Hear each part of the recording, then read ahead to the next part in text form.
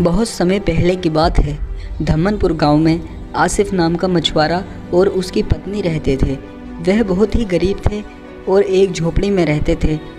आसिफ मछुआरा केवल अपने खाने लायक ही मछली पकड़ पाता था और कभी कभी मछली न मिलने के कारण खाली हाथ ही घर आ जाता था।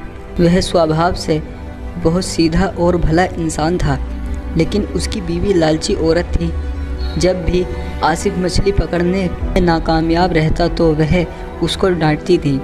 एक दिन की बात है, आसिफ मछली पकड़ने के लिए समुद्र में गया। यहाँ जाकर पूरे दिन मछली पकड़ने पर उसके हाथ कोई मछली नहीं लगी, लेकिन जैसे ही आसिफ वह मछली पकड़ रहा था, उसके जाल में एक मछली फंस गई।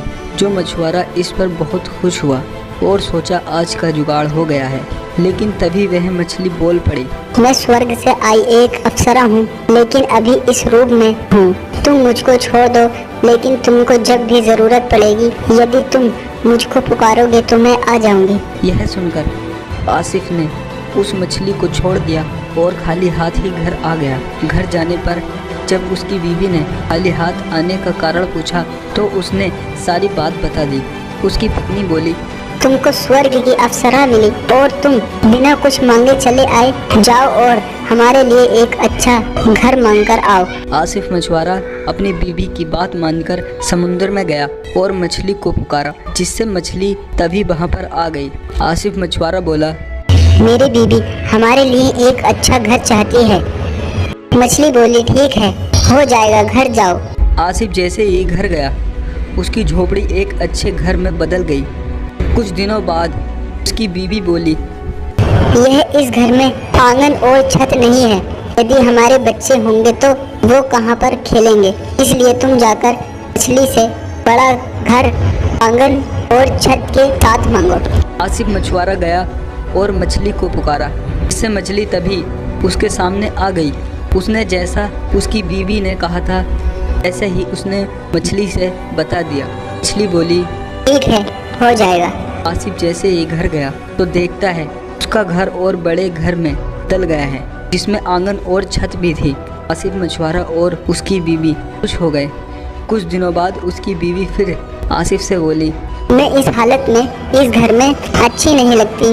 मछली को बोलकर मुझे रानी बनाने को बोलो। आसिफ के मना करने पर भी वह नहीं मानी।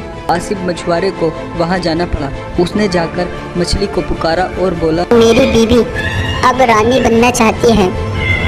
मछली ने बोला, ठीक है। जब वह घर गया तो उसका घर एक बड़े महल में बदल गया और अंदर जाकर देखा तो दरबार लगा रखा था, जिसमें उसकी बीवी सिंहासन पर बैठी हुई थी। वह दोनों खुश हुए, लेकिन कुछ समय बाद उसकी बीवी बोली, मैं स्वर्ग की रानी बनना चाहती हूँ।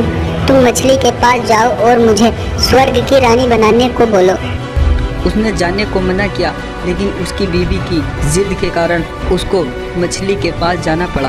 वह मछली के पास बहुत डरता हुआ गया और अपनी बीवी की इच्छा को बता दिया।